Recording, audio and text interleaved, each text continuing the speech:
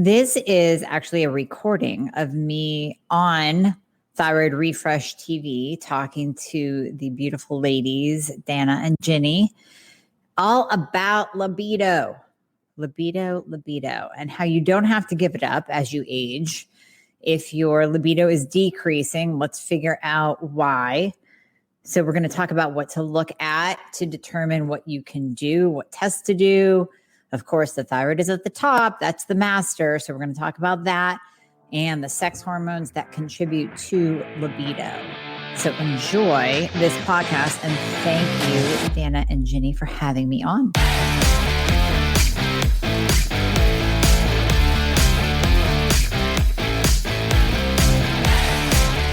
The thyroid truly impacts every system of the body, including the reproductive system. And because of this, there are symptoms and changes we may endure without realizing that our thyroid health is involved. And libido is one of these issues. Low sex drive, vaginal dryness, painful sex, low testosterone, yes, even in women, can all be linked to both hypothyroidism and hyperthyroidism. And sure, sex drive typically lowers as we age, but there are other factors that come into play, and there are factors that we may be able to influence. So today on Thyroid Refresh TV, we're going to explore how our thyroid is linked to our libido and what we can do to fan those flames of sexual pleasure. So this is going to be a game changer for you, and you can probably hear the excitement in my voice. The latest introduction, the latest member of the family to the Fixer line is Metabolism Fixer. And this, oh my God, I formulated this just for all my people out there that need to lose weight, that need help in the weight loss department, that can't lose weight no matter what they do, that feel like they have a slow metabolism, and that might be thinking of trying all those peptides out there, you know, the Beverly Hills soccer mom drug of choice for weight loss peptides. Or even if you're on them already and you're like, man, these are really expensive and I'm still not losing weight, add in Metabolism Fixer. Here's what I did.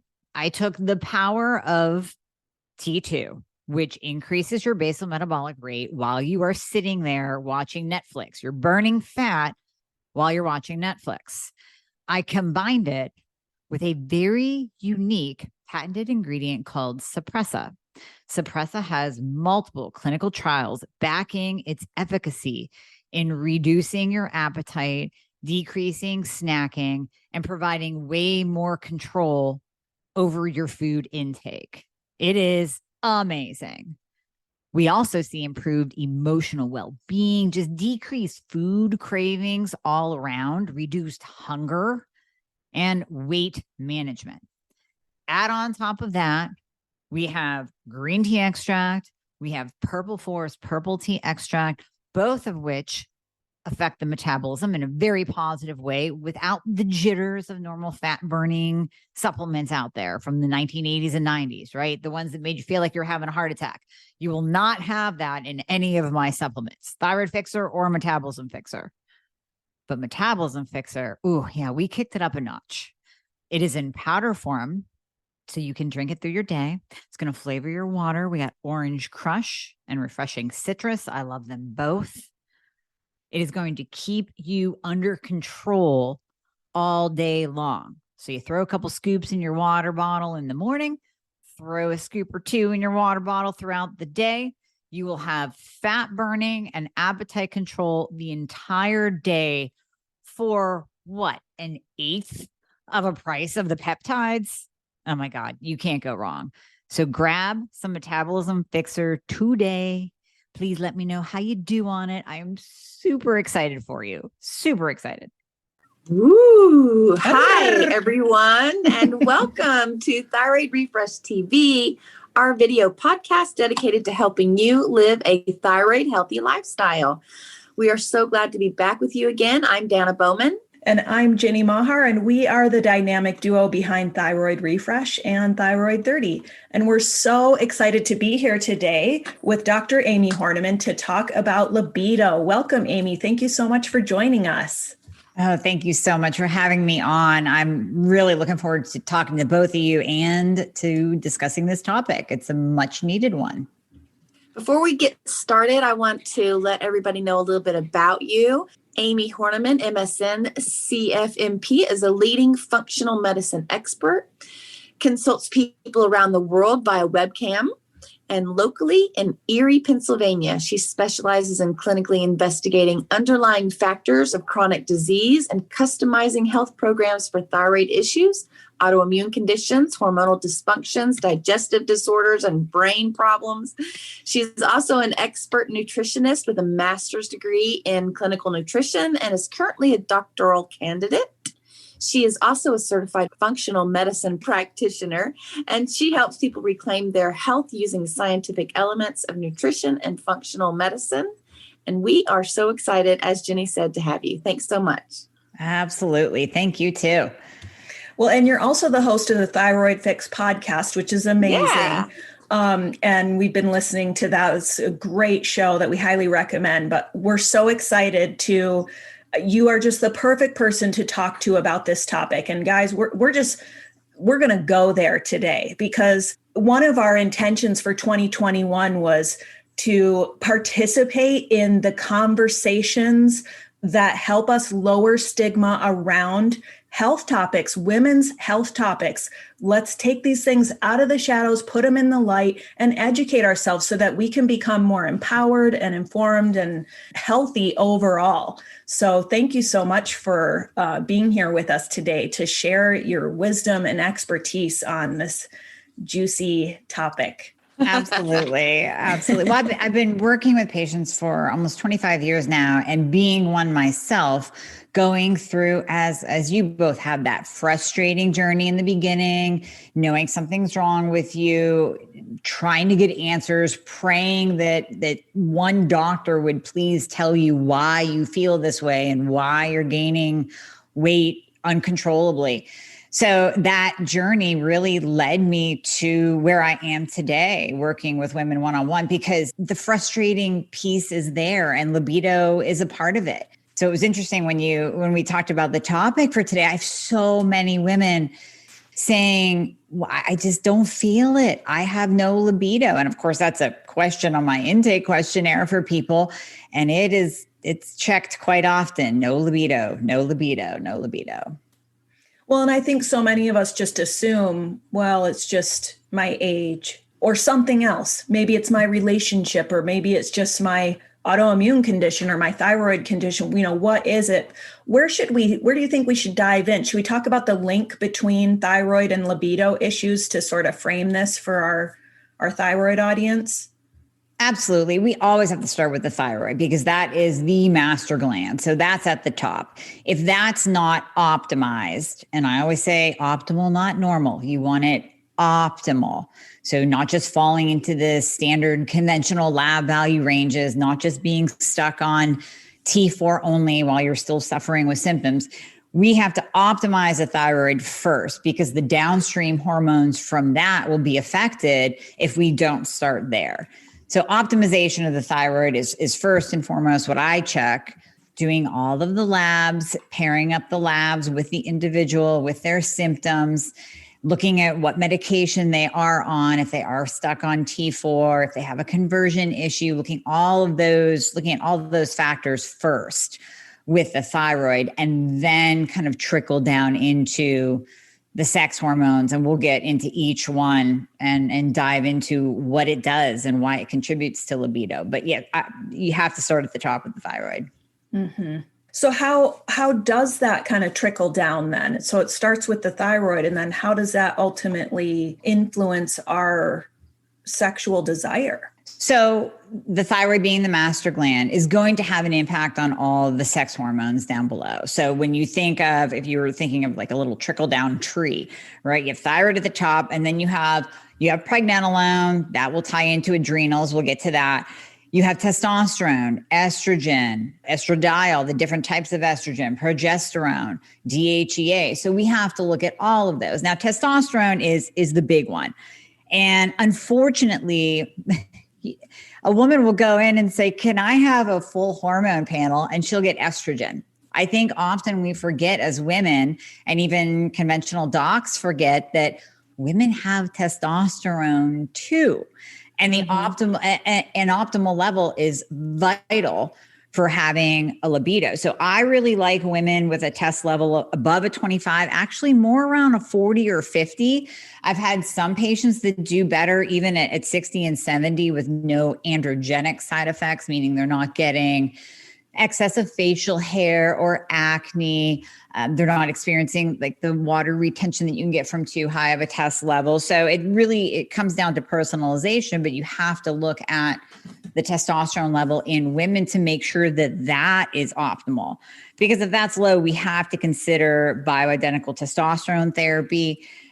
I prefer transdermal or intramuscular injection to avoid that first pass of the liver, because the last thing we want to do is stress the liver and cause estrogen dominance, because then we can cycle back to the thyroid. A lot of hypothyroid patients have estrogen dominance. So we don't want to make that situation worse. We just want to get your testosterone level up so that we can help you with the libido. And then, we look at all the other hormones too, but testosterone is one of the big ones that will give you drive. It helps with drive. It helps with the feeling as well as the engorgement of the vaginal area to enhance blood flow. So, we know with guys, they get the Viagra that will enhance blood flow. For us, we typically get pushed aside. So for women, we need to look at the test levels for not only that drive and that feeling like we want to have sex, but also getting down to the biology of it, the actual engorgement of the vaginal area. So when we have proper blood flow, we have better pleasure. Blood flow is down, pleasure will be down, less sex drive will be down, incentive will be down to even have sex. So it's all I just love how this particular topic is so tied together and connected. All the dots connect one way or another. Oh, 100%. Question for you. I was just going to say, I have a question for you really quickly. I mean, one of the things that really excited me about this show is I wanted to ask this specific question. What are realistic expectations around libido as we age? Because I think the listeners are thinking, well, maybe she's talking to a different person, a 25-year-old or a 30-year-old, a 35 or a 40, when she's talking about some of these things. So can we just back up just a tiny bit and give us what some realistic expectations are before we get any further, if you don't mind, because I really think the listeners want to know. Absolutely. Listen, I always say this to my patients too. Just because, let's say, you hit a certain age or you hit menopause, there's no rule that says, all right, well, time to throw in the towel on life now. No, absolutely not. Have sex in your 70s and 80s if you can. I mean, it should not stop. And no, I am absolutely not talking to just 20-year-olds, 30-year-olds, even 40-year-olds. I'm talking to all women because sex is healthy. It releases pain-releasing endorphins. It boosts our serotonin. I mean, it's just so good, even that connection. And we'll get to the mental part because there is a mental part of having a libido and wanting to have sex. And you need, your partner to be involved and not be, just, okay, light switch, time to have sex, honey, that's it. That's going to play a role too, but it doesn't matter the age. It does not matter the age. You should be optimal living till the day that you die. You should feel your best. You should experience life. And part of experiencing life is having sex. I think some people get hung up too on this. There's some messaging that we should be having sex so often, like you should be having sex once a week or 3 times a week or every day, where, I know that can feel really overwhelming. Can you speak to that a little bit? Well, so that will tie into the mental piece that can definitely tie back to hypothyroidism, fixing the thyroid first, because we know patients that are not optimized will experience a certain level of depression or anxiety. So that will filter into their life. Maybe they're also feeling, if you're in that cycle, which we all were, of not being able to lose weight, you're gaining weight, your body feels out of control. All of that is going to just pile onto a woman's shoulders, and then add one more thing of societal pressure of, well, you really should be having sex so many times per week. oh my goodness. I mean, that's just going to crush her mental libido. She's not going to feel good about herself. She's not going to feel confident, battling depression and anxiety already. And then let's amp up the anxiety just a little bit more with societal pressure. So I really don't believe that there's a formula. That really comes down to pretty much you and your partner figuring out what works for you and what works for your relationship.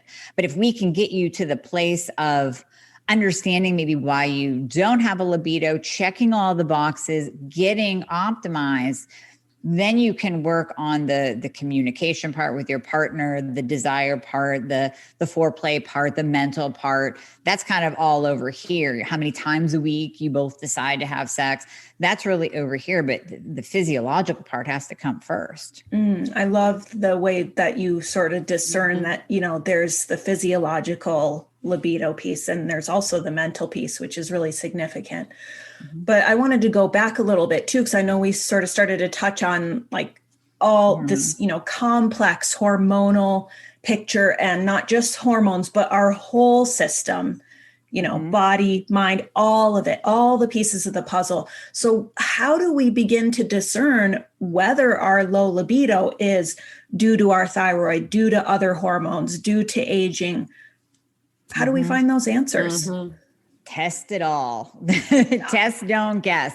So like I said, starting with the thyroid, getting all of the testing, and I mean all of it. So not just TSH, not just free T4, you need the free T3, the reverse T3, the antibodies, because we need to see the TPO and TGA antibodies to see if there is the presence of Hashimoto's. If you've never been tested before, for that matter, even if you have been diagnosed with hypothyroidism or Hashimoto's, get them retested so we can see where your levels are with that. Are you on the proper medication? Are you doing the right things? Obviously, all the different aspects that come into play with proper thyroid conversion, T4 to T3 conversion. So that's where we're pulling in the estrogen. Let's test your estrogen, because if you're estrogen dominant, that's going to interfere with T4 to T3 conversion, downregulate the thyroid, obviously affect the downstream sex hormones, in addition to giving you all the hypo symptoms of not being able to lose weight and being depressed and anxious. So estrogen first and foremost. And then you have to remember that estrogen is also lubricating for the vaginal mucosa. So if you talked about pain during intercourse, if someone is walking around with low estrogen, that's why we have to test, not guess, low estrogen, we can use actually a bioidentical vaginal estriol that works really well. It does not push women into estrogen dominance, and it helps with that lubrication. So now it's less painful. You want it more. We're starting to balance out the hormones. We have to check progesterone. Progesterone is the balancing hormone. So oftentimes a woman will come back with labs that show estrogen in the normal range, quote, quote. But then we look at progesterone and it's in the basement. Well, that is still a state of estrogen dominance. So that's going to come back and affect T4 to T3 conversion of the thyroid. So it's all about thorough testing. I've seen women with testosterone levels okay, but DHEA is in the tank. DHEA is a precursor to testosterone. So sometimes, and that's easy, that's we can treat supplementally for that. And oftentimes that helps support the adrenals, which is another factor in this whole libido game. But testing all the hormones, thorough testing of the thyroid, testing the adrenals. So when we are talking about cortisol, doing something like a 4-point salivary cortisol panel to see what the cortisol pattern is throughout the day, to see if high cortisol is going to get in the way of T4 to T3 conversion of the thyroid, see if even just having that higher cortisol is going to increase stress, which will then in turn affect a woman's mental state, which will equal low libido. So everything is tied together. We just have to, to answer your question, Ginny, just test. Test, not guess. Get that full picture instead of these little pieces of the puzzle, or then we have to go back and test more, and then we go back and test more.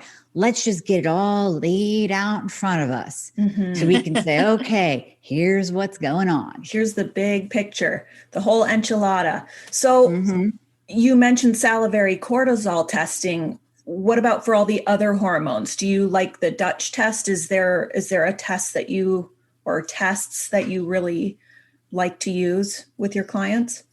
I mean, I know this is a debate amongst practitioners. A lot of practitioners love the Dutch test, which I do too. If a patient comes to me and they had a Dutch test done, bring it on. I love to dive into it and look at it, but it's so expensive.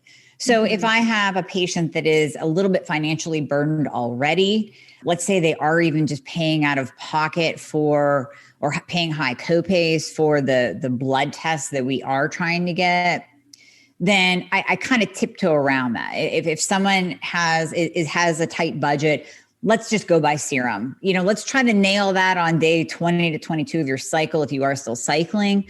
But let's just go by serum, push it through your insurance, and we'll decipher. If something is really, really off, and I go, you know what, these hormones are just all over the place, we need to go one step further. We need to look at the methylation of the hormones. Then we'll go into the Dutch test. We can do salivary cortisol with hormones as well. So ZRT offers that. They're really great about that. And a lot of practitioners prefer salivary hormones as well as salivary cortisol. I try to just work with what the patient can afford. Can we just stop really quick and just say, that's amazing. And our listeners are going to value and love that. So thank you for that, because it's a really big deal, especially now, especially with what's going on in the world. People really, they need it, and they want it to come from you, that you say it, so they don't always have to say it, right? Like, okay, that sounds great, except for I can't afford that, right? And so for you to mention it first, I think that's really amazing. So thank you for that, for all of our listeners. Yes. Yeah. I mean, it's such a huge roadblock for people, and it stops so many of us from getting the answers we need. And while, we feel like we're always saying, try to be open to the possibilities that out of pocket, there's so many tools that we may need to pay out of pocket for. Try not to be just closed to that idea. But when we can work with, we pay so much for health insurance here in the US. Yeah. When we can put that to work and find practitioners who are willing to work with us within a budget, within that system of, let's see what we can get over here. We can, add a little bit over here with maybe some other tests that aren't covered. And we can that way get still a very complete, helpful picture to start tackling some of this stuff. So that's great. Yeah. And that's how I even approach supplements with my patients. I tell them, listen, we're not going to send you away with a bag full of stuff. I don't even sell them. I will recommend exactly therapeutically what you need, and you're going to understand why you're using it. I do not believe in patients having, 20, 30 different supplements, and we're just crossing our fingers that it's going to help. I want people to stream. You're already investing in your health. You're already taking that step to invest and find out what is going on with you. The last thing you want is hidden expenses with additional testing and not understanding why you're taking something and just the overuse the supplementation. So I like it streamlined for people just to be able to afford it. Yeah. So test, don't guess, work with a experienced functional medicine practitioner who can help you sort out what the test results mean. What about lifestyle? What else can we do to influence or boost our libido?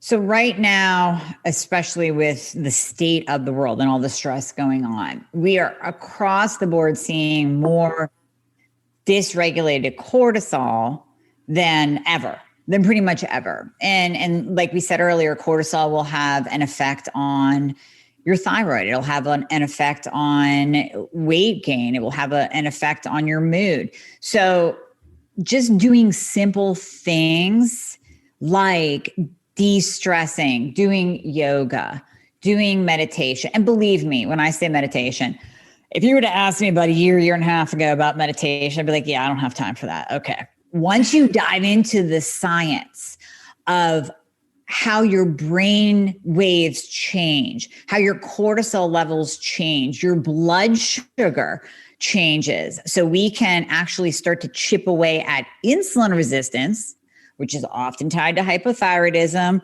which also, you know, that high insulin will result in low testosterone. So there we go, tying it back to libido again and low T.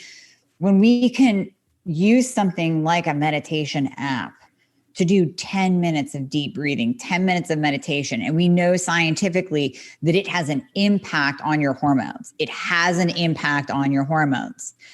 Then I can buy into it a lot more, and I can better tell people to do this because we can see actual changes in your body. And that's a simple lifestyle change. I mean, that's easy breezy right there. Go to the app store, download an app. There's like 5 or 10 of them now for meditation. So something like that, it has been said, if you can't find 10 minutes to meditate, you probably need an hour. Mm-hmm. So that is so true. Yeah. Right? I love That is that. so true. So little things like that. And then, of course, getting into the nutritional component, lowering processed foods and sugar. It seems so simple, so cliche. We hear it all the time, everywhere. But again, understanding the why, because when we're talking about insulin resistance, if you are a hypothyroid patient, I would bet 99% of you have insulin resistance. And then we could do a separate podcast on that, the different numbers to look at, insulin, A1C, fasting glucose. But if you have insulin resistance, that's going to push down your testosterone. And then in some cases, it's actually going to cause estrogen dominance too. So things that we can do to lower insulin, removing processed foods, lowering sugar content, eliminating sugar completely. Doing just exercising lowers your insulin and brings that insulin glucose balance back into alignment. So simple lifestyle changes really will have an impact on hormones and thyroid and insulin and testosterone and thus libido. And just about everything. Pretty Mental much. health and all of that good stuff. Yep. Well, it's great to know that there's things we can do just on a daily basis to sort of move the needle on our libido. I did want to ask you about what we often see sort of marketed as the silver bullet for low libido, which is Maca. Can we talk about Maca? Because here's been our experience with Maca. And of course, you know, we're thyroid patient advocates. We're moms with Hashimoto's. We are really good at collecting expert advice and content and finding voices that are, you know, on that same mission of empowering and informing thyroid patients. And so there are a lot of different opinions on Maca, and we've certainly heard it recommended by people we very much, you know, respect. And it's definitely piqued our interest. Now, I started trying to develops a couple recipes using maca powder. And when I went to write the post, I always include, like, in our recipes, what are the thyroid supporting properties of the ingredients in this recipe? I ended up not posting the maca recipes that I came up with because of issues around, is maca a thyroid suppressant? Does it need to be cooked? There's all these different types. I just can't in good conscience just comfortably do this. Not saying I'm against it or for it one way or the other, but can you enlighten us a little bit on maca and maybe dispel some myths and tell us how it can be used, how it should be used, and things like that? Sure. So just like, I would say maca is probably one next to iodine, one of the most debated supplements when it comes to hypothyroidism and Hashimoto's, as to what to use, how much to use. Should we use it at all? Should we use it with this group of patients? What kind? I mean, it's just, you will see the community, the functional medicine community, split in their opinions on maca. Now we can get into, let's say, the clinical trials. So when we look at clinical trials, you know, Google Scholar, PubMed, we'll find that maca works really well for patients who have experienced low libido due to being on an SSRI. So as we know, many hypothyroidism patients, especially when they're first getting diagnosed, they get that Band-Aid. Here's an antidepressant.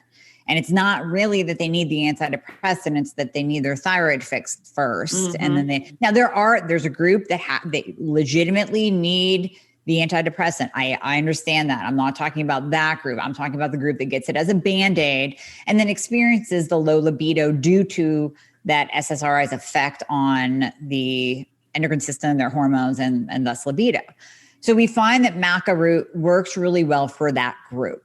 When we go out of the clinical studies and we go into, let's say, anecdotal evidence, in my practice, so I'll just speak, I mean, there might be practitioners out there that are using Maca and they're like, no, I have a 90% benefit rate with my patients. I understand. But with anecdotal evidence and speaking what I have seen in my practice, when women come to me and they've already tried it and they did this, they do the raw, organic, Peruvian. I mean, there is one company that kind of stands above the rest in terms of their sourcing and production and what they offer in terms of the black, the red, gelatinized, things that you can use to cook with, the capsules. And they might even be using a really, really good company, but they are experiencing horrible side effects. So one of my patients used the red Maca, which has very strong androgenic properties. So she ended up just like we talked about earlier with testosterone going too high, she ended up breaking out, cystic acne, horrible sweating, ended up putting on weight, putting on water weight and fat weight before she stopped it. It was just like, this is it. It comes all back to when I started the Maca.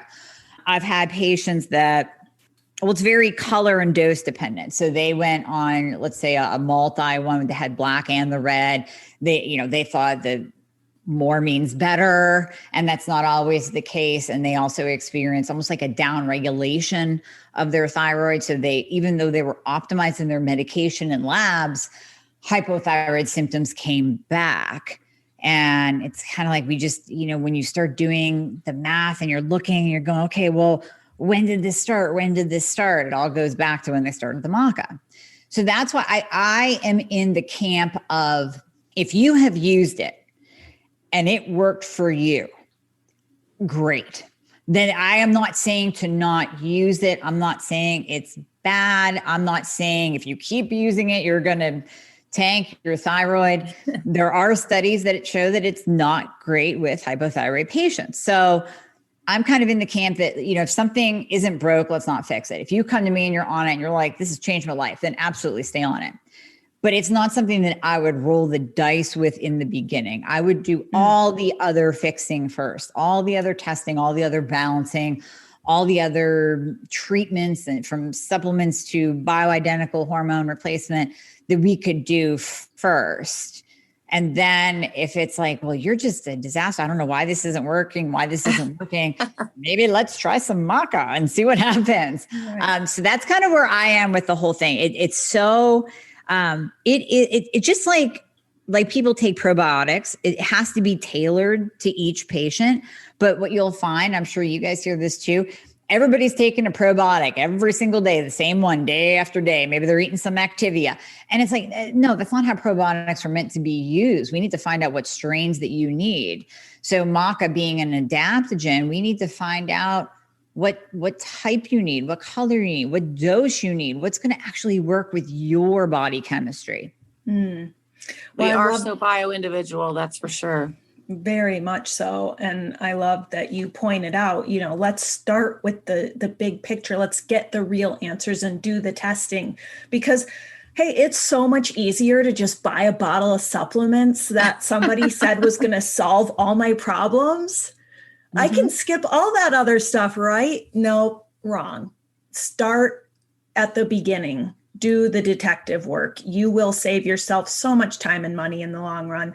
I did want to ask, because I know, there's a lot of emphasis in our natural food store apothecaries and things like that, where it's like, this is a raw product. And one of the things that I learned about Maca was this is a indigenous food to Peru, and Peruvians really, they feel you shouldn't use Maca in its raw form. Do you have an opinion on that? Should we be concerned about if we are using maca, should we be concerned if our supplement or our bag of maca powder or whatever is raw as thyroid patients? Because the concern is that the raw maca can suppress the thyroid. Right. And that's what we're seeing in the studies or in the articles on maca is the raw form is the one that suppresses the thyroid. So then it comes down to, okay, well, if you are a hypothyroid patient with low libido and we've done everything else and we want to try maca, maybe we do use it in the gelatinized form, in the cooked form. And we also have to go back to kind of like a primal theory or an indigenous theory. So the Peruvians have been using this for years. Their body has a different makeup than we do in the US. So what works or doesn't work for them can also be almost like primal, cultural. Genetically imprinted. Yes, exactly. So we have to look at that too, and look at even a lot of the studies out that are published, like Google Scholar PubMed on maca, uses specific groups of people. And you really have to look at that when you're looking through studies. You can't just blanket. If it says, we studied the effect of XYZ on an Asian culture, well, you can't blanket that if you're Caucasian. You have to tie it to your ethnicity and your culture and where you live. All that has to be taken into consideration. So sorry, going back to your raw question. Yes, I would say I would be hesitant as a hypothyroid patient. I would be hesitant. Now, that's not to say, again, I have had patients come in who are using really good maca, and I won't mention the company, but really good maca. Everything that I looked at, wow, this company has it down pat. They know their stuff. They've been doing this for a long, long time, as much as you can find out from a website and looking at it. And hey, it worked for this patient. Maybe there's something to it, good for them, but it wouldn't be my first recommendation. Okay. So basically, maca is an amazing plant. Is it a root? I think it's a root. Is it a root? Right. Right. It's a root. So it's amazing, but it's not necessarily amazing for everybody. It just isn't. And you got to kind of dig a little deeper, and you may end up being one of those people who loves and can take maca. But until you dig, as you said earlier, we just won't know. Right. Test, don't guess. Test, don't guess. Yep. And sometimes it is trial and error, right? So even when we're going back to hypothyroid patients and the T3 only group, sometimes you have a reverse T3 that's elevated and we know, or you have the DIO1, DIO2 enzyme and we know that you don't convert very well. And sometimes we go, you know what, just pull out the T4 for a little bit and let's see how you feel. So it's the same thing with maca. Like if you are at the end of your rope and we've tried everything and you want to throw it in, or we want to throw it in, we try it.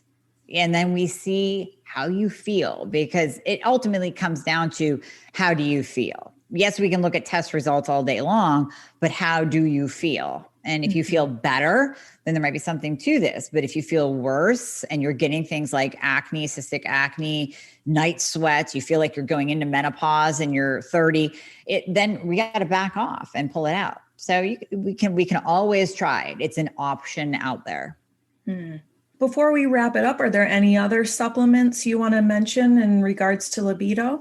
So pregnenolone is one that we've been using more, especially now, because pregnenolone is I want to call it the Maca daddy precursor to hormones. So the thyroid gland is the master, hands down. Pregnenolone affects all the downstream sex hormones. So estrogen, progesterone, testosterone, DHEA, and cortisol. And what is happening and what's been happening now, especially with the increased stress, even if you're not affected by, let's say, a job loss or a huge financial hit, there is that underlying ongoing stress going on right now in the world. So what we're seeing is the pregnenolone steal. So the adrenals get taxed, they get taxed, they get taxed. We need cortisol to survive. And we have to remember that cortisol is not the bad guy. We don't want too much. We don't want you drop down low in baseline, riding a low wave of cortisol, but we do need some cortisol. So the body knows that. And what it will do is it will steal pregnenolone to make cortisol. And when you take away the Mac daddy, then the downstream hormones are going to get, shorted. So we're going to see lower DHEA, lower testosterone, lower progesterone, lower estrogen because of the pregnenolone steal. So when we add in pregnenolone, what we're finding, especially in women, is it does help to kind of nurture the adrenals, especially if someone's not tanked. If we do a 4-point salivary and their cortisol pattern is okay, and there's just a couple points that are off, they're not just tanked and they're not in complete, adrenal exhaustion. We can use pregnenolone just to kind of nurture a little bit. And even if we are using bioidentical hormone replacement, like we're using a micronized progesterone or an estradiol vaginal cream, you can still use pregnenolone just to kind of, again, just kind of like soothe and nurture all the downstream hormones. So that's really a good one. Of course, brand matters. I like the control release pregnenolone. So it's kind of released slowly throughout the day, so you're not getting one big hit. A lot of people will take it at night and have it slow release through the night because just like progesterone, it has kind of a calming effect, not as big of a calming effect as progesterone does. But sometimes used with the micronized progesterone, it really helps women sleep better. And then we can go back to lifestyle factors. If you're not sleeping, then your insulin's going to be way off, and it's going to tie back to libido too. So yeah, kind of in a nutshell, I like pregnenolone. I also like berberine for insulin resistance. I talk a lot about berberine on my podcast. I wrote a paper and it was published. I had a patient, male, not hypothyroid. So this is totally outside of our thyroid realm, but full-blown insulin-dependent diabetic.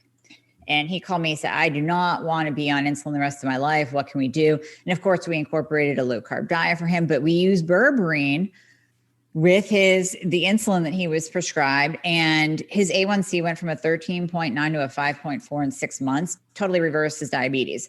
So I love berberine for my hypo patients because you're already struggling to lose weight. Your insulin's all over the place on a roller coaster.